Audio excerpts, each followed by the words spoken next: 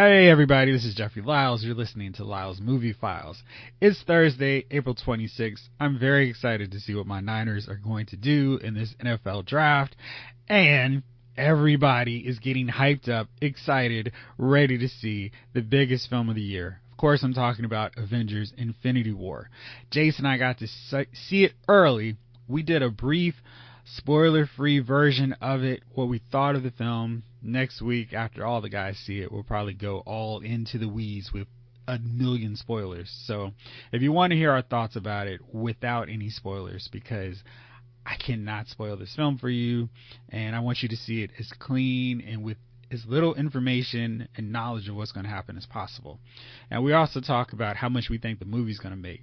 Black Panther set all kinds of records, and we just started guessing what we thought it was going to make opening weekend. Also, Jason and I break down a viewing order of which you need to see, which Marvel Studio films you want to see or need to see before you go in to watch Infinity War. And this is kind of a rare case for Marvel Studios where the release order of their 19 films doesn't quite lead to the best cohesive picture. So basically, Black Panther is not going to be the film that you want to watch right before you see Infinity War. There are a couple of films you want to see earlier, and we're going to break that down for you. And because Marvel is not just about the Avengers, I have on Brian Cronin, the author of 100 Things X-Men Fans Should Know and Do Before They Die. Brian and I talk about our favorite things, X-Men, our favorite writers, our favorite teams, favorite characters. We both have one that I think will surprise a lot of people. And he was just a fun guest, and we talked about X-Men. And, X-Men, they don't get any love now. Everybody's all about Avengers, even the Guardians. So this was fun to talk about this cool book and all these interesting facts and what's so interesting and unique about the X-Men. I'll have a link on the site so you can actually order the book from Amazon, but I'm just going to lead into that interview first, and then you'll hear Jace, Gunnar, Javon, Chief, and I talk about Avengers Infinity War. And we'll have the full-fledged full show later on this week. Thank you as always for listening. See you on the other side. How long were you working on this project? And what got you inspired to write a book for people who think they know everything about the X-Men, but actually don't? I mean, I guess about a good chunk of last year was on the book. And, I mean, I've been a big X-Men guy for years. Back when CBR, I've been writing for CBR for years. And one of the first things I did at CBR was on their message boards. I was their moderator for the X-Men board. So that's one of the very first things I did was I moderated all the little X-Men discussions. So it's so funny how much of that you come back to when you're writing the book. You're like, oh, right, that was a big old debate for back in '02. Yeah. Now I guess the era I started reading X-Men was right before the Outback era, so Mutant Massacre at that time, but they started releasing the classic X-Men, and I really became fascinated with the whole giant-sized new X-Men team. That's like my favorite squad of X-Men. And you mentioned something in here that I did not know about how Kurt Busiek set up X-Factor, or helped a very important cog for X-Factor. How did you go about finding out those little tidbits, especially now in the internet age where it seems like people can find this information so quickly? How did you go about tracking down this kind of stuff?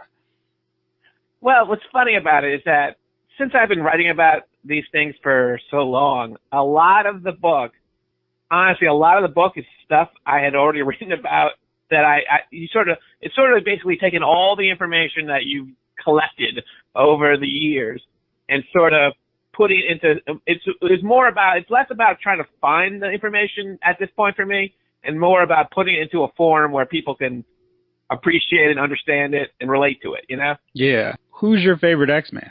Well, let's see. I guess it's hard to beat when you go to the classics. It's really hard to beat guys like Wolverine when the guy just became such an awesome character over the years. Mm-hmm. My personal, I guess what I put it more as less as my quote-unquote favorite X-Men and more as the guy that I like that no one else likes has always been Banshee.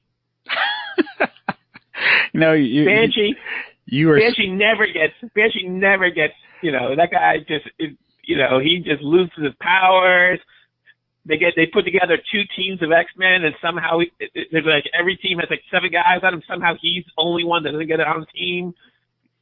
Yeah. You're screaming my language, because I have long since championed that Banshee is one of the cooler X-Men characters. I just like the whole deal with him having Cassidy Keith and having his rivalry with Black Tom, and how he's the one X-Men that gets shafted right before the greatest X-Men story of all time. It's like, oh, geez, you have to leave the team right before Dark Phoenix starts. But yeah, I like the whole costume with the wings, so I'm right there with you. So that's cool to hear. But as a Banshee fan, though, and this is always something I might have mentioned in the book, I know I bring up a lot, is the idea that if you are a Banshee fan, it gets to the point where you almost don't want him showing up in stories. Right. Because if you're a fan of a lesser X-Men character, anytime they show up, it's probably going to be killed off. Exactly, especially Banshee. And Banshee, it's funny. Yeah. And sure enough, back in when they had the 30th anniversary of the all new, all different X-Men, sure enough, they killed Banshee off. Yeah, and it's like, come on, guys, let's keep Banshee around in his cool outfit. So we've covered your favorites. Who are the characters that even after going through all these years of learning about a character, whatever, who are like 2 characters that you just cannot appreciate under any circumstance and just hate them whenever they appear?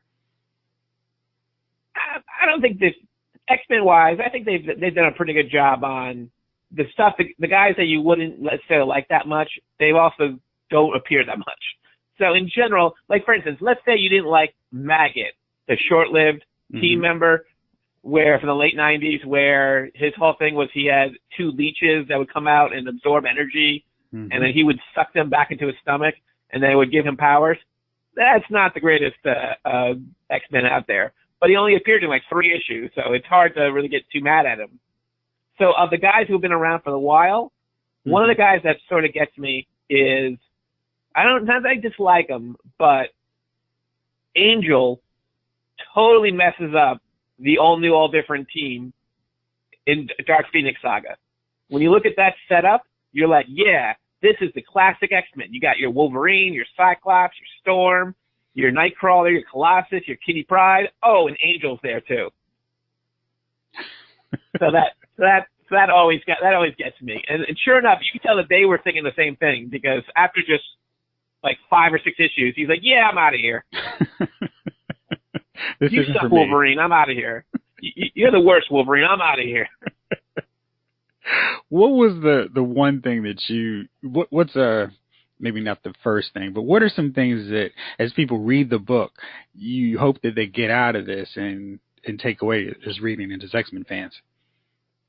Well, I like to think one thing, especially the way it's set up, where the quote-unquote the most important, usually in theory it's the most important to the least important in topic-wise. After that's really more strict for the first, like, say, 30. After that, it's more of a general thing. So it doesn't mean like if some guy's at 50, it doesn't really mean that he's necessarily more important than a dude at 60. But for the first 30 or so, I try to get pretty tight. And what I like about that is I think it gets to guys like Roy Thomas, Cockrum, those guys who really had a huge impact on X-Men, and they don't get talked about as much as X-Men history. Like Roy Thomas. Roy Thomas had one of the most important X-Men runs of the 60s. Then he's the dude who actually said, hey, let's bring the X-Men back. He's also the guy that said, hey, let's make Wolverine. And yet he doesn't really get talked about as much in the histories of the books. Yeah. I think that some of that is because you had that one creative voice for so long, Chris Claremont, who kind of set up so many definitive elements of the X-Men that some of these other guys, these lesser-known creators, don't get their due. What did you think about? Totally, yeah. What do you think about the Joe Kelly, Steven Seagal run? I always thought that was kind of an underappreciated time frame for the X-Men, where if you read it, there were some of those classic characters, but then they also worked in those newer characters like Reyes, like Maggot. I definitely liked it when it happened. I think they were really, that's the point when stuff really got editorially controlled.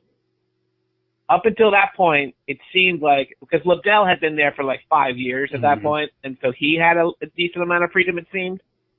But towards the end of his run, and then towards all through Kelly and Siegel's run, it was more and more of editorial saying, yeah, we want you to do this story, not that story. Yeah, because I know they didn't last long. And so that's wild. It's like Kelly and Siegel, like, well, forget this. You know, if you're telling us you're dropping our stories every other issue, you're telling us we have to do something different, then what's the point?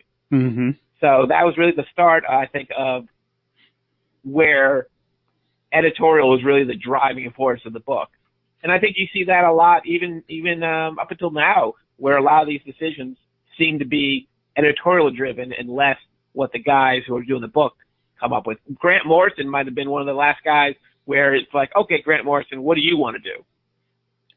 I love Morrison's run, and it seems like they took Clorox, bleach, and everything else, Dow, whatever, to erase all traces of that, status quo changing run that he did. And I thought his was the one where it just totally shook up all the expectations of what an X-Men book should be about. He made mutants that weren't pretty and disgusting.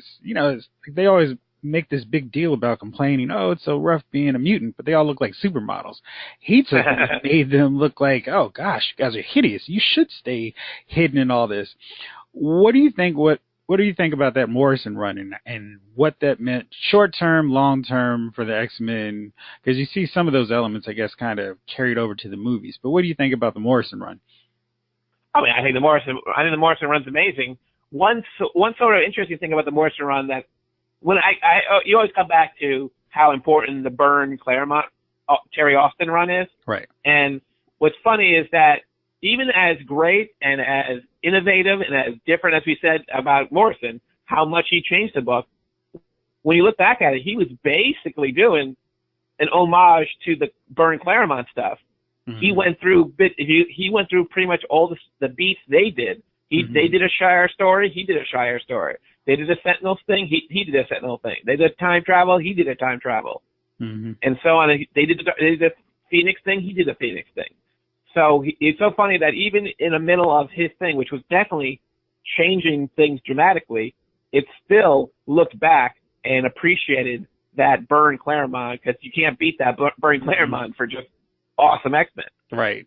And I think as a longtime X-Men fan, I'm watching what Marvel Studios has done with their Avengers universe and see how they took characters like Iron Man and Thor and Captain America and didn't do these wholesale changes to their origins, just modernize them for a modern audience. And I'm always thinking, geez, if they had just taken the Byrne, Claremont, Austin stuff, how great would the X-Men movies continue to be, and would people be excited for Marvel Studios to get the X-Men back in the fold if that were the case? What do you think on that?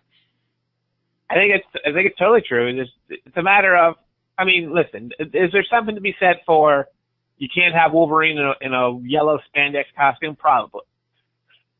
But beyond that whole idea where the Marvel Studios seem to sort of look at their properties and how can we adapt this comic book? Well, almost everyone else looks at it as, what can we change about this? What are all the elements that people love about this, and how many of them can we take away before people get mad? Right. How much can we put our own stamp on? Fantastic Four is good and all, but it's not really look like our thing. Let's make it look like what we want. Right. Exactly. So, and you have a little bit of everything. It's not just comic books, it's not just TV, but you also break down action figures and movies. Of those movies, which one do you think best sums up or captures the feel of a classic X-Men comic? I guess the prequels probably get closer, because the prequels, it seems that they slightly are starting to more appreciate the actual material. So, I guess I would say Days of Future Past, that is probably the closest we come in an X-Men movie to really capturing the feel of an X-Men storyline. Yeah. I mean, plus Deadpool. Obviously, Deadpool definitely does Deadpool. Yeah. I always think like Deadpool's just a separate little movie universe that they haven't managed to ruin yet. So I'm just not going to mention Deadpool with them. But yeah, I'm really looking forward to Deadpool 2. And you have a shout out and a story about Deadpool and his origins. Do you want to go into that? Oh, sure. What about Evil Spider-Man? Evil Spider-Man. And I always thought that when I first started reading him, I guess back in New Mutants, and like, man, he's really like a bad guy version of Spider-Man. So talk a little bit about that. Sure. Liefeld talked about what a funny thing about is that Liefeld, when he broke in, he was so young compared to some of these other guys. So he and Todd McFarlane, who also was a young guy as well, but he was still probably about 6 years older than Liefeld. So they really fell into sort of like a big brother, little brother role where they would just bust on each other all the time. And so one thing that McFarlane kept on telling him is, Rob, you got to draw. Look at all those characters in New Mutants. You're drawing like 12 characters an issue, all those faces. Look at me. I have to draw Spider-Man. No face, just a mask. So much easier. So Liefeld's like, okay, guess what? I'm going to come out with my own version of Spider-Man, only an evil Spider-Man, and I won't have to do the mask either. And so, voila, Deadpool. And of course, obviously, the character became so big right away that the editors of the book are saying, wow, this guy is great. So they liked Deadpool so much that even though X-Force #1 had pretty much already been written, they said, you got to get Deadpool into this book. And there was no place for him. So instead, they just threw on one of those cable files at the end of the book where it's just like a database about Deadpool. And then Deadpool was, boom, right on the cover of #2.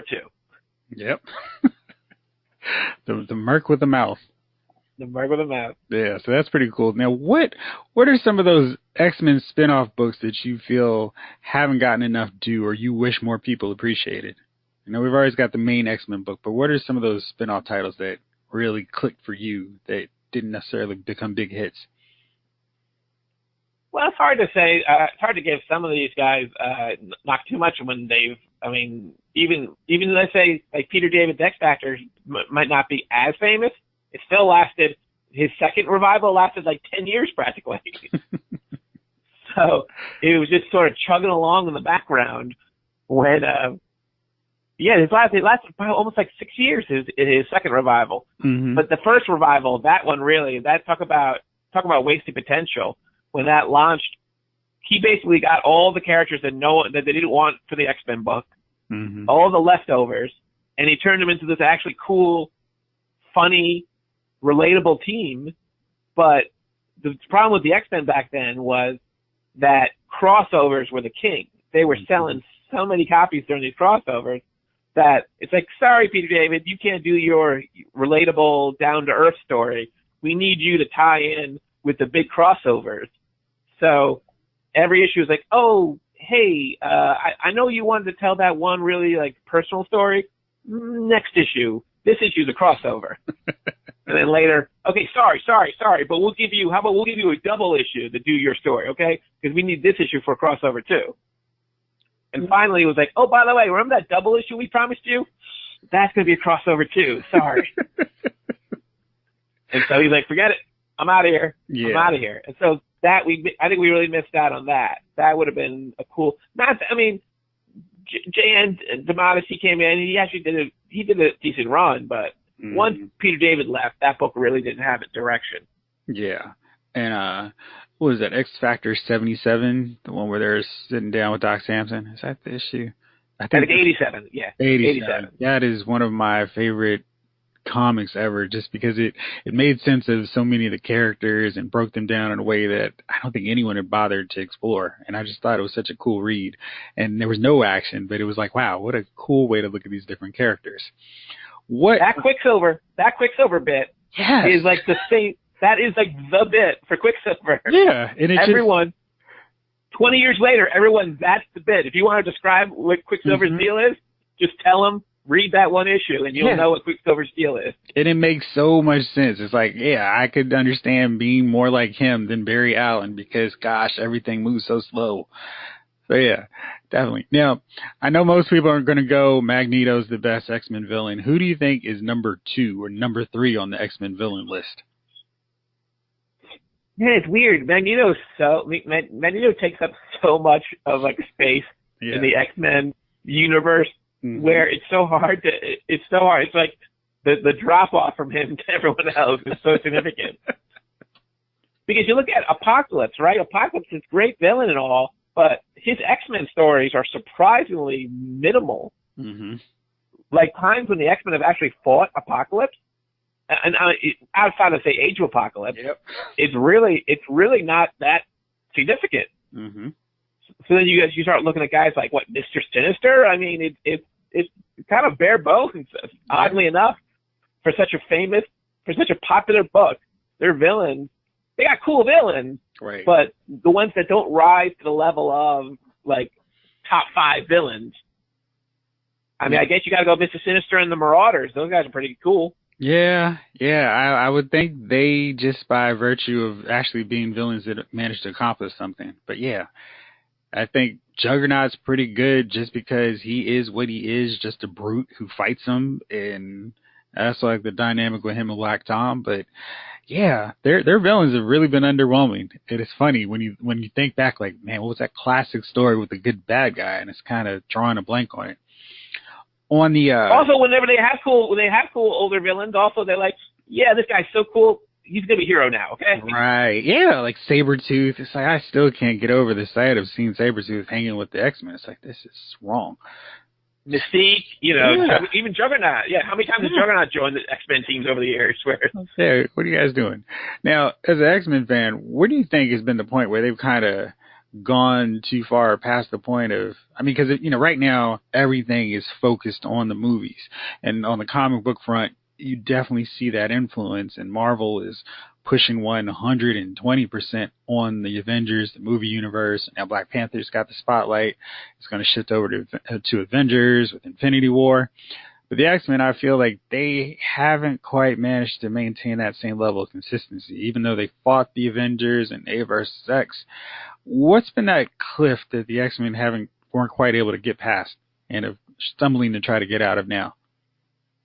Well, the big thing that really, I think, hit them, at the time, I don't think they thought that this was going to be that big of a deal. I mean, you knew that they thought it was going to be a big deal, but they thought it wasn't going to do what happened to it, which was when they had the decimation back around, House of M, which was 06, let's say, when they cut the mutant population from like 2 million down to 1,000 or so. Right. Then obviously the idea was they thought this would get mutants back to being, hunted and feared. There's not as many of them out there. It'll get us back to the basics of when the X-Men seemed like they had a hide and stuff like that. However, instead, what it did was it got them just nichier and nichier as every other writer took over the book, and all of them, none of them, what they did, it all made sense at a time, but each guy just took over the book and made it even slightly nichier. One guy goes from, they're in the mansion and we're being guarded by sentinels all the time. Then they move to San Francisco. Then they move onto an island off the coast of San Francisco. In the context of the stories at the time, it all made sense. But looking back at it, if you're trying to give a quick talk on the X-Men and go, oh yeah, the X-Men, they all live together on a mutant utopia, that's not relatable. Right. And heck, they were going to go even further after Human versus X-Men, where for a while there, the mutants were going to leave Earth. I mean, how in the world is that? It's not good. So, and no. You're right. They did keep splintering things down, and then that Utopia group faced with Schism, and then Wolverine and Cyclops are fighting each other for the 80th time, and which I just hated. At least the Wolverine versus X-Men, at least they got him back to the school. That book was fun. Jason Aaron does a great job with pretty much everything he does, so that worked. Right. But it was still getting kind of splintered down there. But I think recently the X-Men Blue, X-Men Gold, they're trying, X-Men Gold especially, is trying to sort of evoke that old school X-Men feel. And I think whatever happens to the next, they haven't made the announcements yet on what the next level of X-Men is going to be.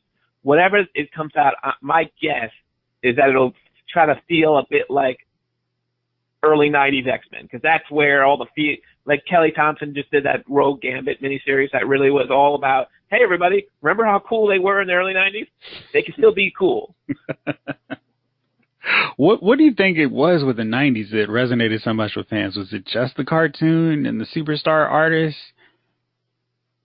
I think that's a combo right there. The superstar artists got the books, so they were getting so pumped up and dynamic, and their sales were going up every other issue, and they were just getting to the fans where it felt like every issue had to be, you got to grab this one because this guy's going to try to outdo that one his next month, you know? Mm-hmm. They're competing. X-Force number 1 sells 6 million copies. Oh, yeah, well, X-Men number 1 is going to sell 8 million copies. Uh-huh. And then you have that big, that dynamic going on, and then you have that cartoon that picks up right at the right point when all this is going on, and so it captures that feel, and then suddenly, obviously, everyone loved that cartoon. Yeah. And those video games that they came out with, the arcade video game was, I guess, right before that, but I think a lot of people still think back to that as one of the classic arcade games.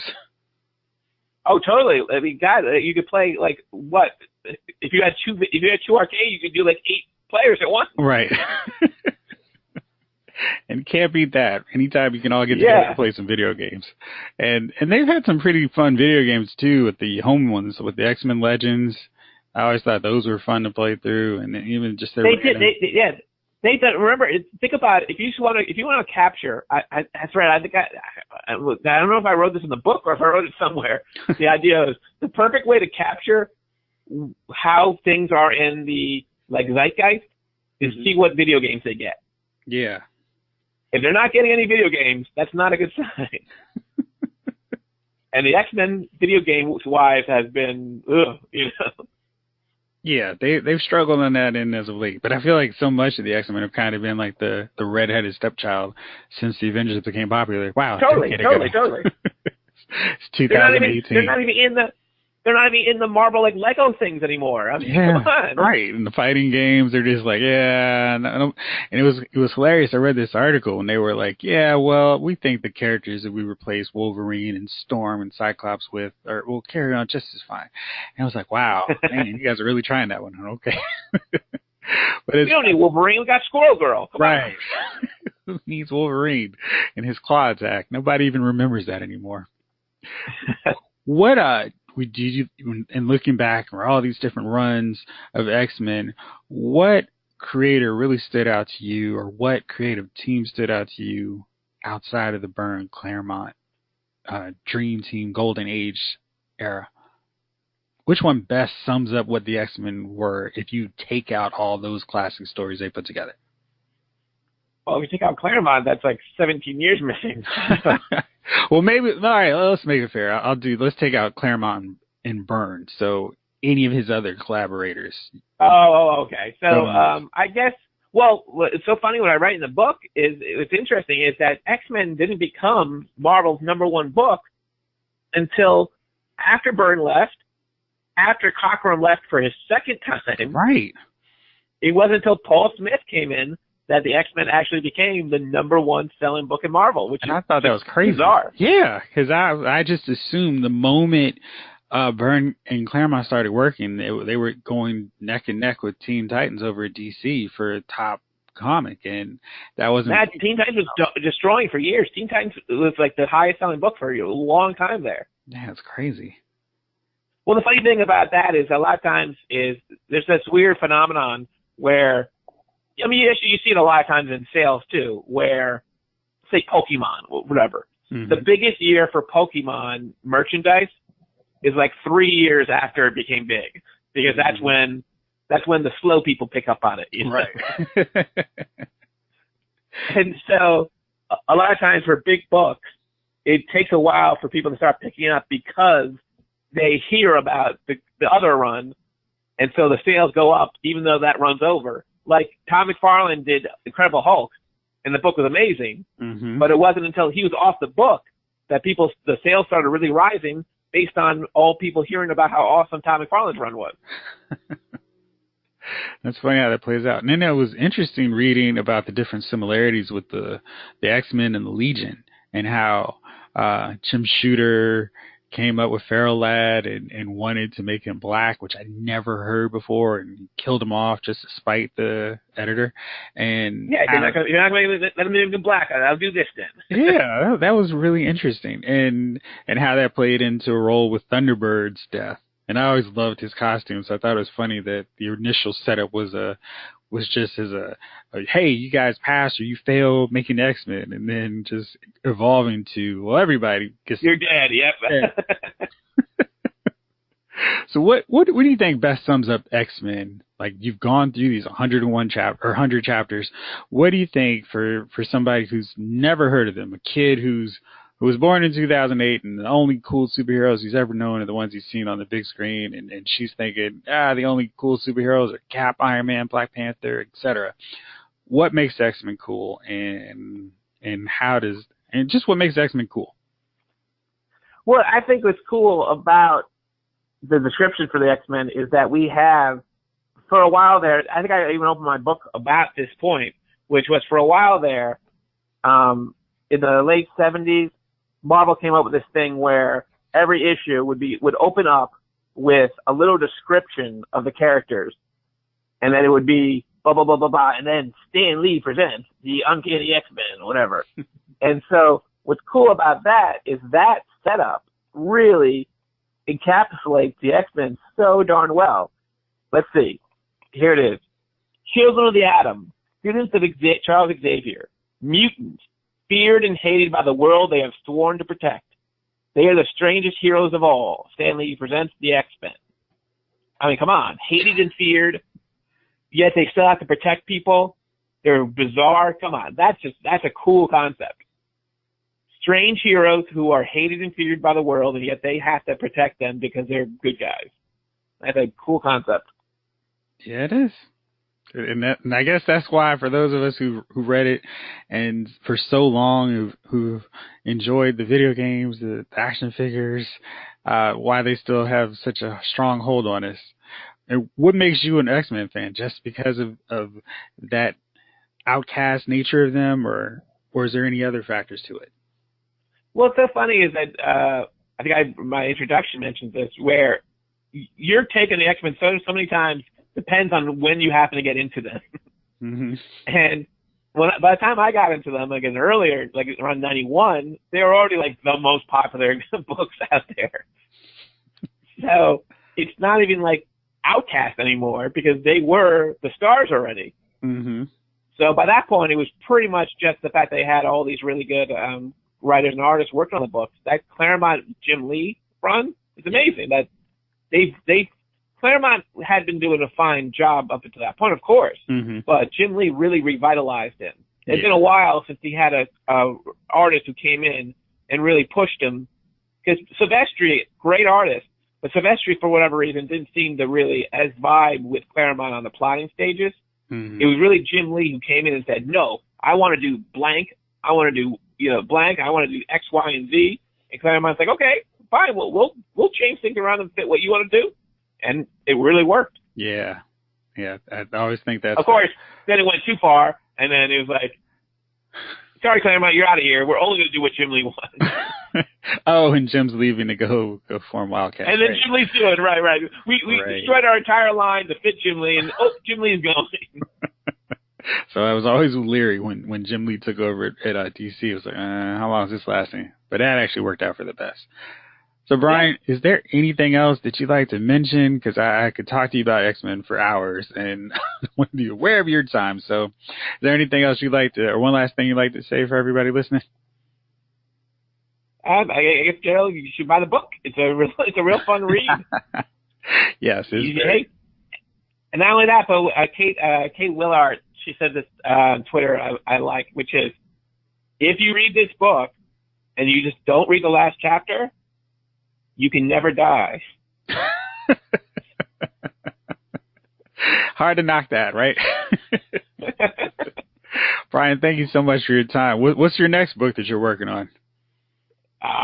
Who knows? Pretty much I'm on CBR every day, so people want to check out my writing. I'm there on CBR every darn day, so there's something cool about comics. Today was about Action Comics #1, and Wonder Woman's many robot doubles. So always something interesting. Very good. Brian, thank you so much for your time. I really appreciate it. Thank you. All right. You have a good one. Okay, man. Thanks. Bye. Once again, thanks a lot, Brian Cronin.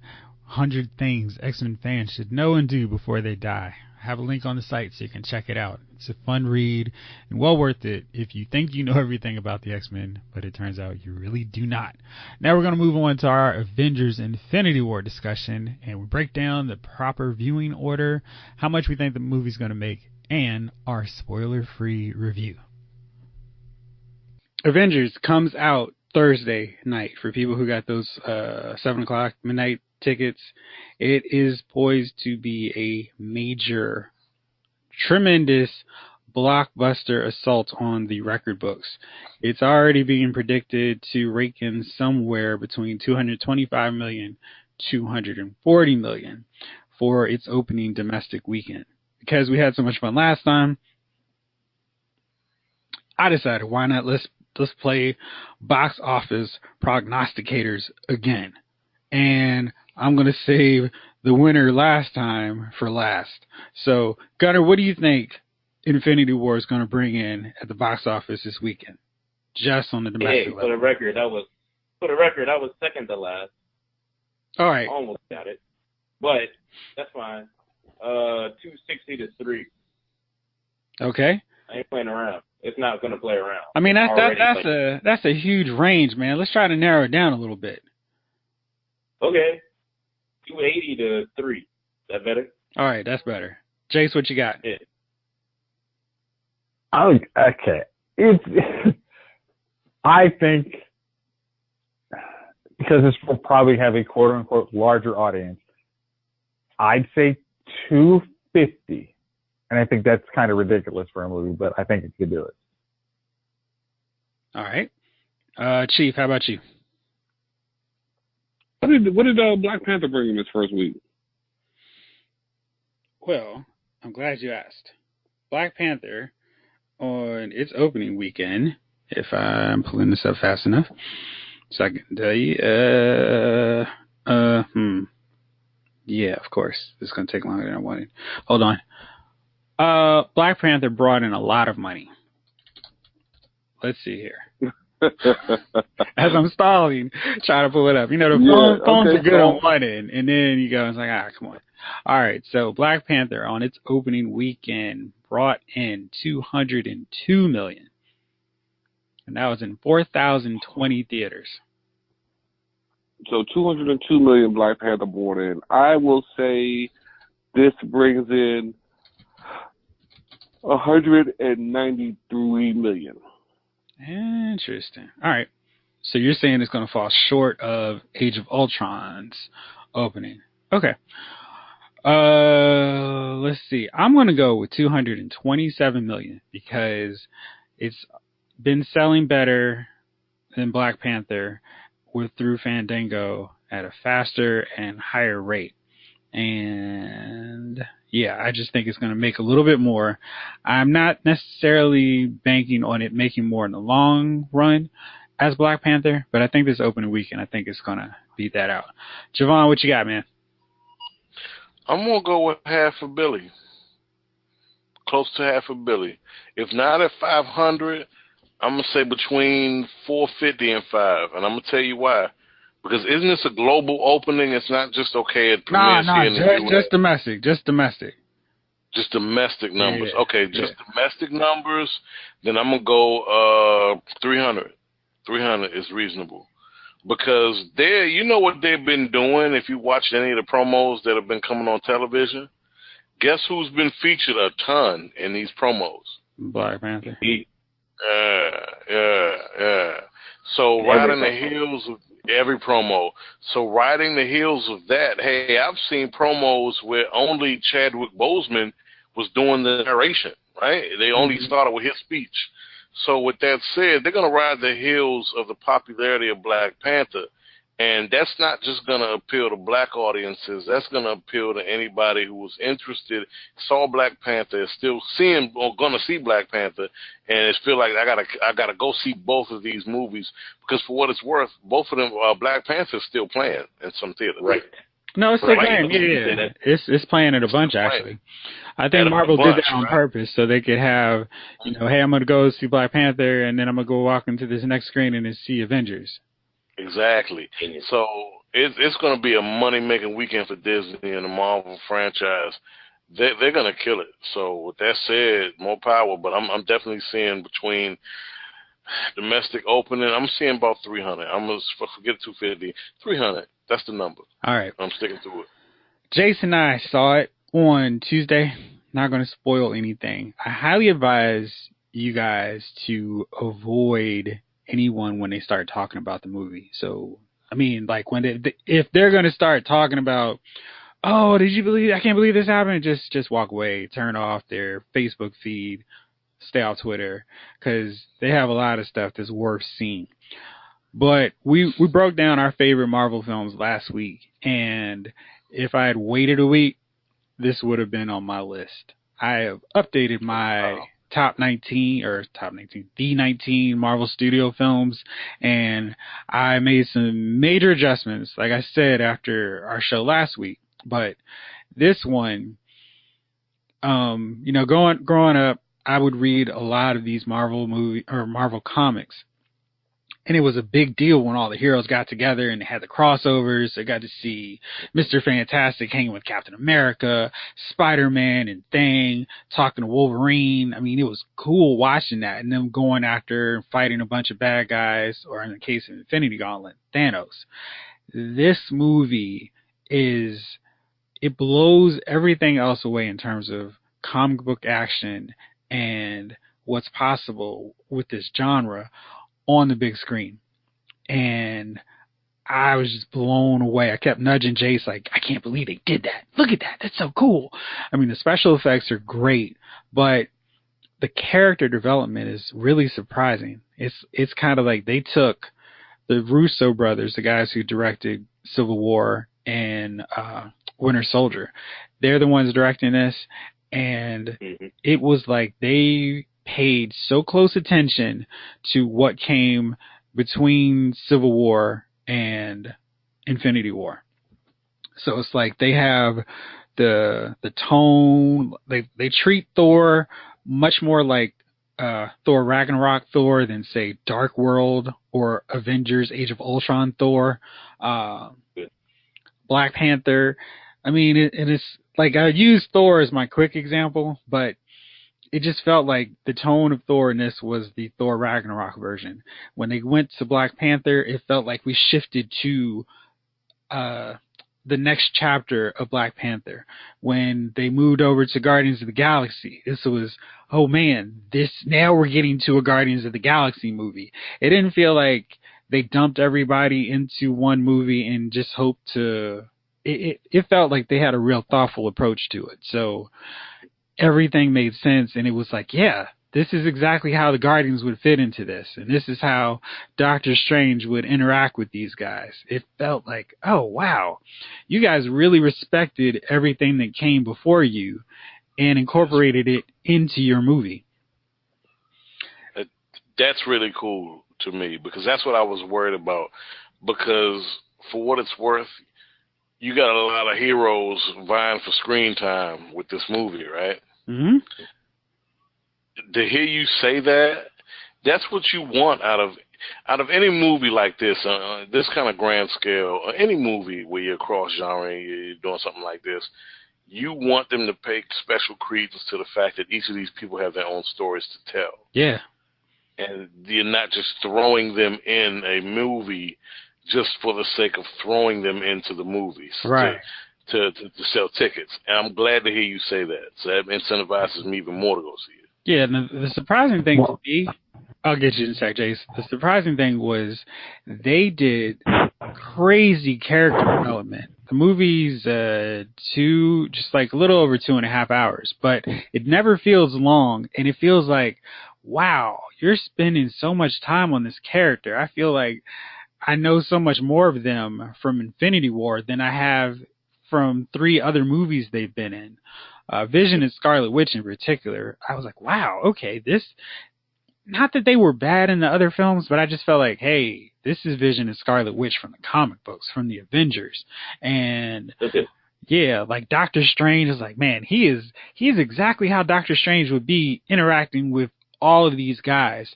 And Spider-Man did not feel like the Spider-Man who kind of tagged along and was part of Team Iron Man in Civil War. It felt like the standalone hero who we saw in Spider-Man Homecoming, who just so happened to know Iron Man already, but was still his fully individual hero who wasn't like, hey, Tony, I'm with you, right? It was just, they were doing their own thing, and everybody got time. If you have a favorite character in the Marvel Studios universe, they got at least one moment, and in most cases, they got more than one.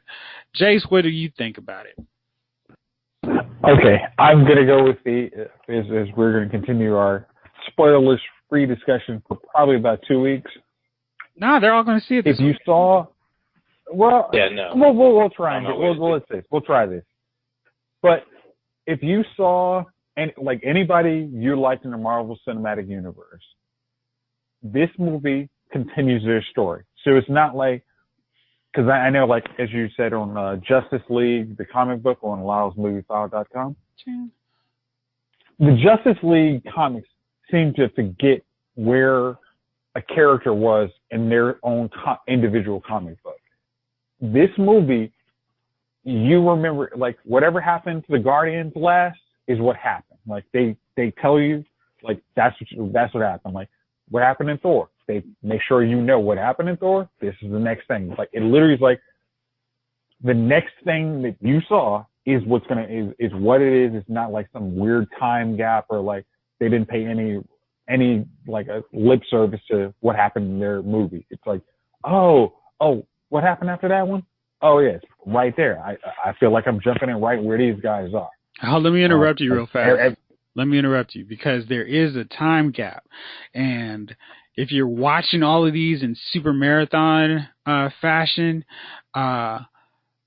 basically everything that plays out goes on up till Black Panther. And Black Panther marks the 2 years in the cinematic universe time frame.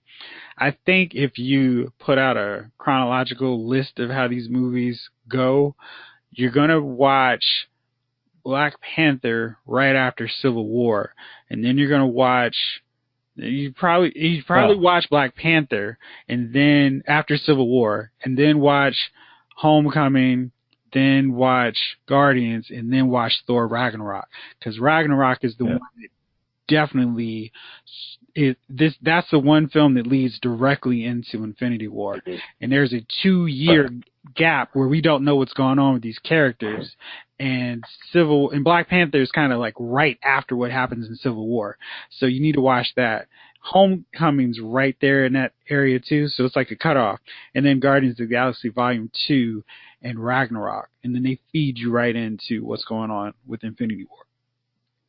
Yeah, like Ragnarok is the direct prequel to this, but I think Black Panther is probably not that long after. I mean, prior to this movie. 2 years. It's supposed to be 2 years. Okay. Well, I don't think like Homecoming I'm is totally confused. after. All right. What's your question, Gunnar? So you're saying, wait, Guardians, and then there's a 2-year gap, and then Civil War happened? Or No. So you're watching them kind of exactly how they've been released up until Civil War. And with Civil War, if you're going to watch them in the way that the story unfolds, you're going to watch Black Panther next. And then you can watch Homecoming, or you can watch Homecoming either way with those two, because they're occurring at the same time. When T'Challa is dealing with Killmonger, Spider-Man is dealing with Vulture. So you can watch those in whatever order you want to, because they both directly play after Civil War. So then you're going to watch Volume 2 of Guardians of the Galaxy, because it's disconnected from everything else, but what goes on in Guardians Volume 2 feeds into Infinity War. And then during that time, so after Homecoming or Black Panther, whichever way you watch it, there is a 2-year span of time because the Guardians exist outside of them. Whenever that happens is whenever. So they could be 1 year after Civil War. But Thor Ragnarok is at that 1 year, 12-month period. Because Thor is way away from everything that's going on with the Avengers. Hulk is way away from them too. And what happens at the end of Ragnarok directly leads to what's his face? Into Infinity War. And it's kind of like, did y'all see that the Clone Wars where original Clone Wars cartoon? Yeah, the original one. Where it ends with got it. Yeah, so it's just you watch that cartoon where Grievous takes Palpatine. Right. Yeah, it's just like that. So that's how you'd watch it. Jace, you have anything else to add on it? No, honestly, as I'm going to say, I don't remember too much of the source material, but I think if you've watched all the Marvel Cinematic Universe, you're going to enjoy this movie. I mean, like especially as we say, people love Marvel versus DC. I think if you've enjoyed Marvel movies, you're going to enjoy this movie.